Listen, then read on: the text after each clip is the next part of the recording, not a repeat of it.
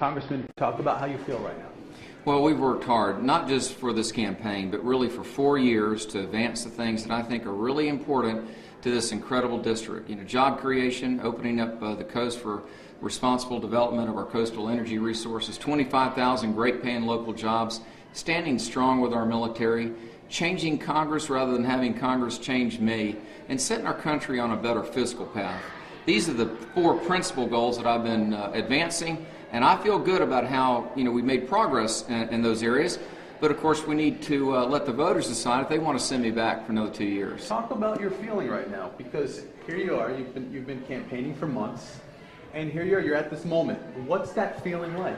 Well, I hold fast to this quote by John Quincy Adams. He put it this way: "Duty is ours, results are God's." And the only way I can feel good at 7 p.m. when the polls close is this: I need to know that we did everything we could do to prevail. And I've got a good feeling about that. So my conscience is clear. I'm so grateful to our supporters. There's so many of them. And of course, so many of them are here tonight, which is so encouraging. But we'll know when the polls close. But I feel really good about how we served this incredible district. Talk about your day a little bit, because I know it was busy.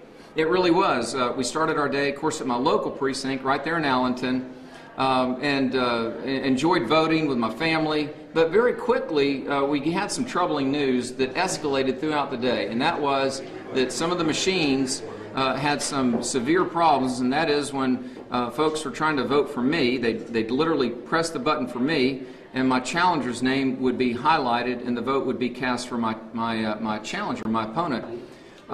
We didn't see any examples of it going the other way, and it really is widespread. There were over 40 of our precincts out of a little over 90 that had these issues. So it wasn't imagined. This was very real. We had hardworking men and women who were willing to go on record that this had happened, to sign an affidavit to this effect. It's very troubling, and we've got to get to the bottom of it. And I'd like to think that it didn't affect the outcome of the election, but I really don't know at this point. Yeah, I mean, here you are. You campaigned so hard, and then this happens. How concerning is it? It is deeply troubling, and it is not a partisan issue. I'd like to think that every Democrat, every Republican, every Independent, every Libertarian would say, this is not good.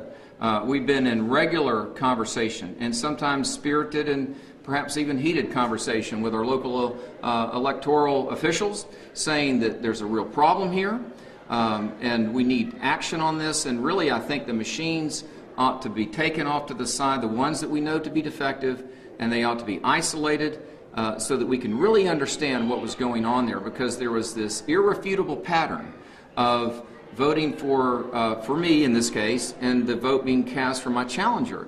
I mean, this is the disenfranchisement of Americans, and this is completely incompatible with our democratic republic that we have this privilege to live in. So let me ask you about the paper ballots.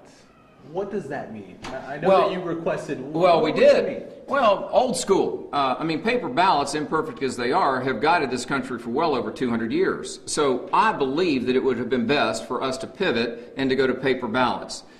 We called for that early on. That was not done. And their plan was to take out the machines they knew to be defective. But we knew there were more precincts that had issues than machines they had taken out. So we knew that there were some machines that at least through late afternoon were still in operation and still being used, though we knew them to be defective. So it's a serious issue. I think people were acting in good faith. That said, they weren't pivoting quickly enough, certainly for me. And again, it's not a partisan issue. It's a matter of ballot integrity and electoral process integrity. For you, is it over? Or do you plan to take it to a court? Or are you going to wait to see what the results are first? I mean, what's the next step here? I'm a businessman, and I like to fix things and solve things, and I'm not going to let this just sit to the side. This needs to be addressed. We need to get new machines. It's 45 years ago that this country put a man on the moon. Look at the technology that's come on since then. We've got enough technology in these mobile devices we have, our cell phones. Surely we can get this right. Surely it isn't that expensive to get good voting machines. These things are antiquated, they're old, they're unreliable, they need to be replaced. This is, I think, a Virginia priority, and it's not to the benefit of one party or another. It's for the integrity of the process. So for you, what's the next step? Is it, do you go to court? Well, I think tomorrow? we're mean, going is to... it- Or what court do you go to? Well, we're going to follow the process, and certainly that means following the electoral process tonight, actually seeing how everything comes out. We had a pretty good sense, we think, of how things should turn out. We don't know that for sure until we get the final results, but we're going to just evaluate the overall situation. We need to go back to the election officials and understand again what their plan is given all the information they have now. And I'm hopeful that they will be the ones elevating this and not us. I'd like to think that this is such a concern that they'll elevate it, because they should. I mean, this is not good for our republic, not good for our Commonwealth. What is tonight's vote going to mean? Well, I think it's a mandate really on where we ought to go as a country, not only in the 2nd District, but across the country, specifically where we go in the United States Senate. Obviously, I'm pulling for, and I'm hoping for, and I want to see a Republican majority. I think this would be good because we'd actually get legislation out of Congress that the President would then have to respond to. I think this would actually be helpful to the President. But I think there's almost a referendum, if you will. For example, on coastal Virginia energy. I'm for it. My opponent is opposed to it. 25,000 local jobs, each one of which is life-changing.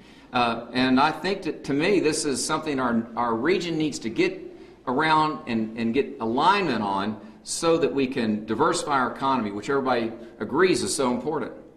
Cool. Thank you.